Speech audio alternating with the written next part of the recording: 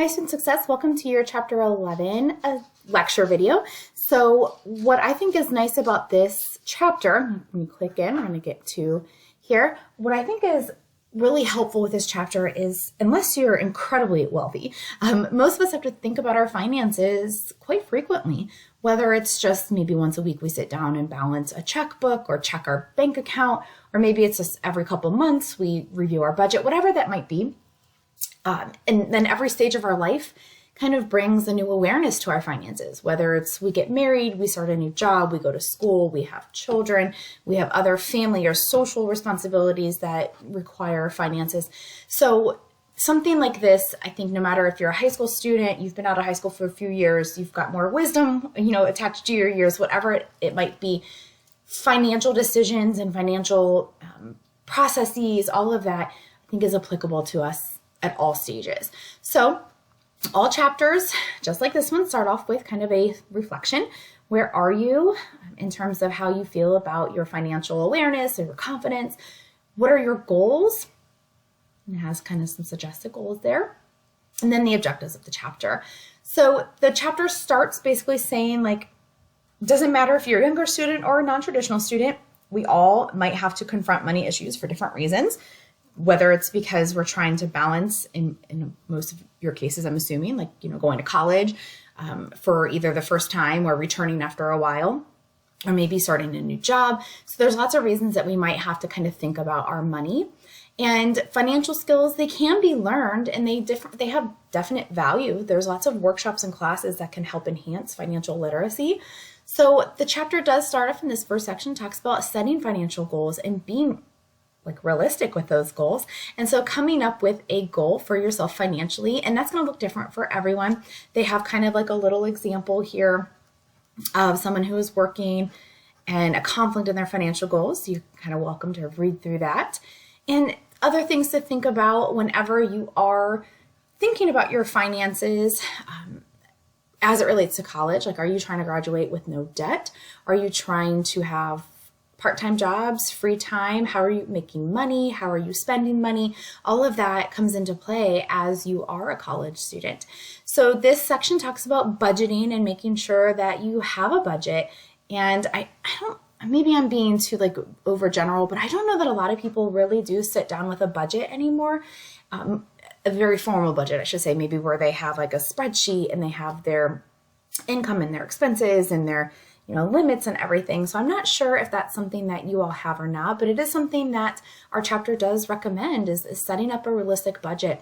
And then more important, sticking to that budget. So it's one thing to kind of come up with a plan, but then also to stick with that plan is sometimes the more difficult part.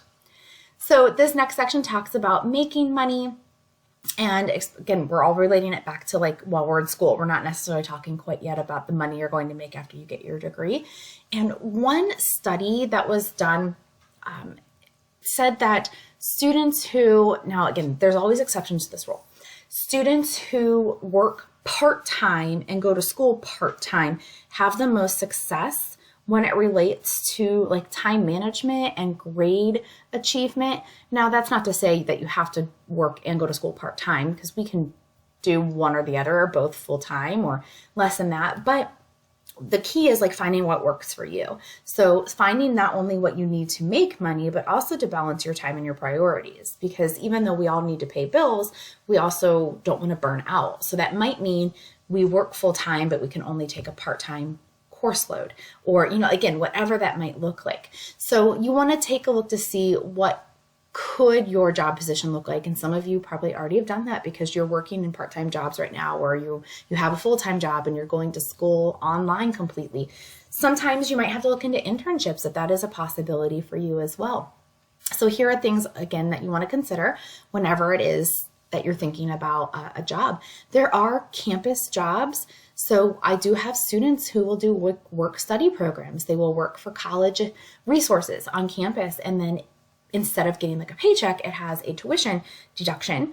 So there are some availability to that. And around campus or online, they do post when they have student jobs. Maybe they need a student worker in career services or in the counseling office. So looking all around campus, looking at MyCirc State, all of those are going to help you. And so this section talks about other ideas on how you could kind of find work while you are a student.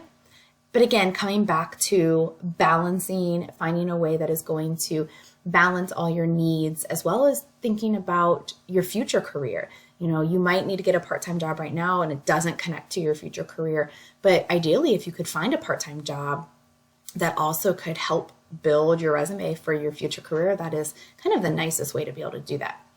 All right, this next section talks about spending. And so if you have a difficult time with staying within your budget because you tend to spend a lot, this section is definitely for you.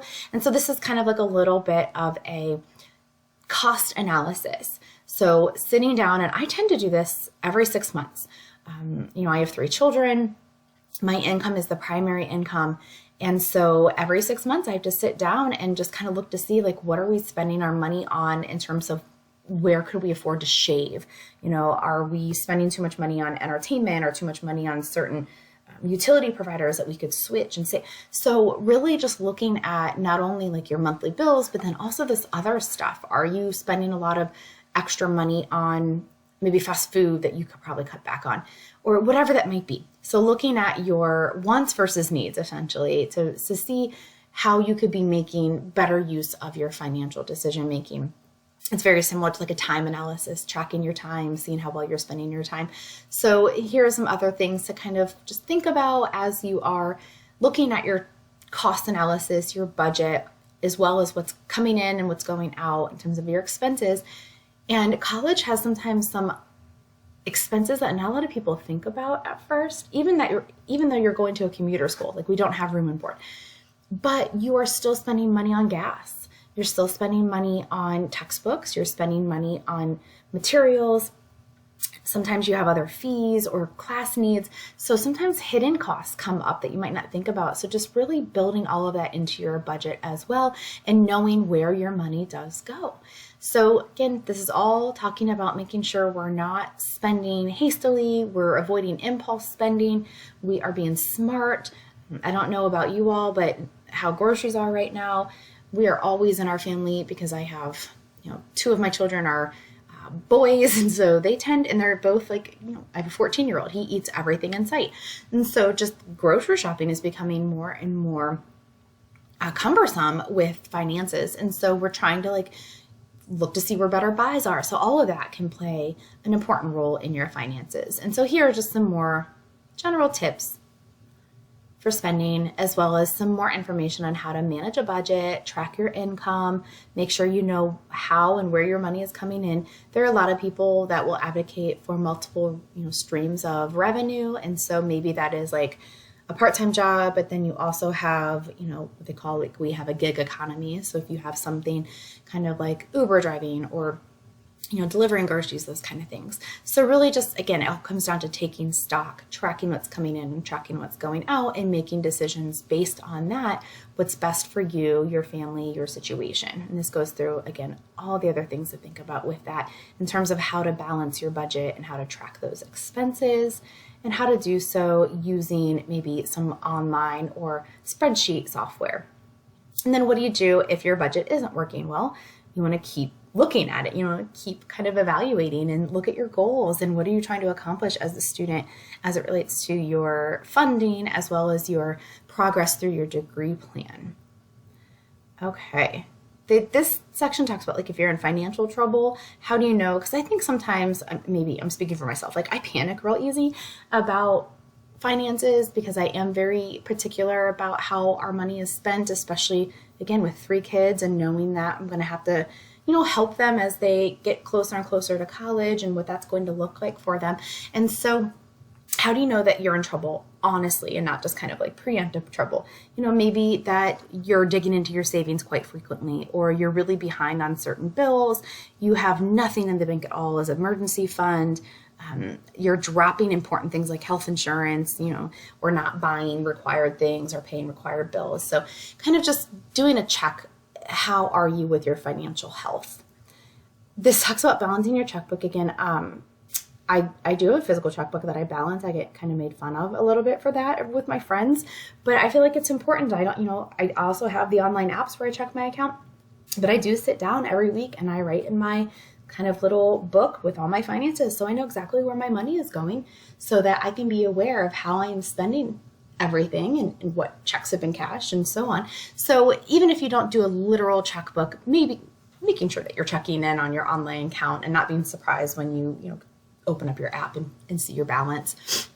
This section talks about saving for the future, whether that is like a actual savings account, if you're investing in different things, if you're using CDs or money markets, or your stock market, your trade, whatever that looks like for you, emergency fund. So just making sure that you're thinking ahead, because sometimes it's hard to do that when some weeks it might feel like you're just scraping by.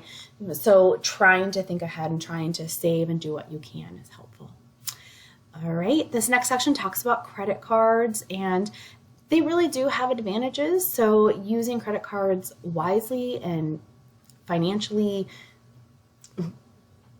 smart, if you will, is really important, because they do serve a great purpose, but sometimes we do abuse them. So we want to make sure that we are using them in a way that we're not digging ourselves in a deeper hole through them. So making sure that you find a limit that is going to not be too much. Let's say you're a student with your first credit card. You may only need a $500 limit. You can start to build credit with a small credit card like that by paying more than the minimum every month, or using that credit card only for maybe like gas purchases. So making sure that you're paying attention to the limits, what you're spending it on, and then obviously paying it back. So here are some other tips about avoiding debt as it relates to credit cards in particular.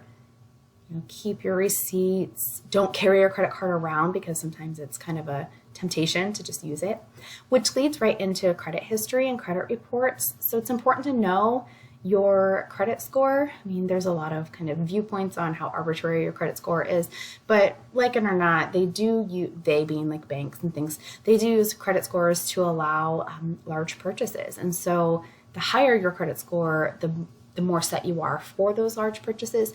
So if you wanted to do a credit report, you can just Google free credit estimator, and don't do like a sponsored one. I always like to go right in here to my FICO. This is going to ask you a series of questions, and it does not ask you anything like personal. And so I'm literally just going to click through randomly. I don't encourage you to do this, but obviously, so I'm not putting like my own information on here. I'm just randomly clicking. And there we go. So that would be like an estimate based on what I just answered. So I do encourage you to go on there. If you don't have an actual credit report, or if you don't want to pay for one, you could get like an estimator just to kind of give you an idea of where you stand. That could be something helpful that you could go through to know your credit history. Because again, if you're thinking about making a large purchase in the next few years, knowing your credit history is going to be to your advantage.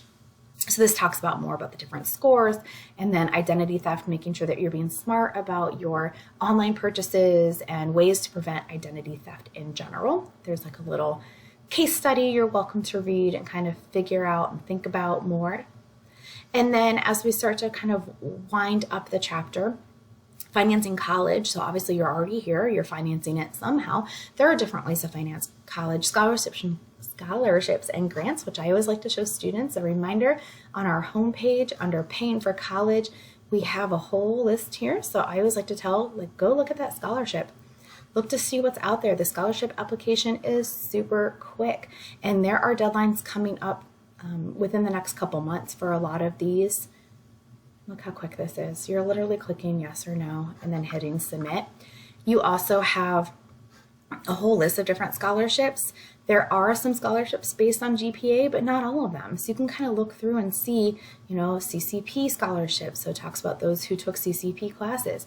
There are degree-related scholarships. You can see a lot of degree, and each of them has a ton of them inside there. And there's also scholarships related to different groups of people. So pay attention to those scholarships, because the more scholarships and grants that you take out that don't have to be paid back, the better you will be off. And so also, look at your loans, your interest rates, how long you have to start until you can start paying them back, on work study programs.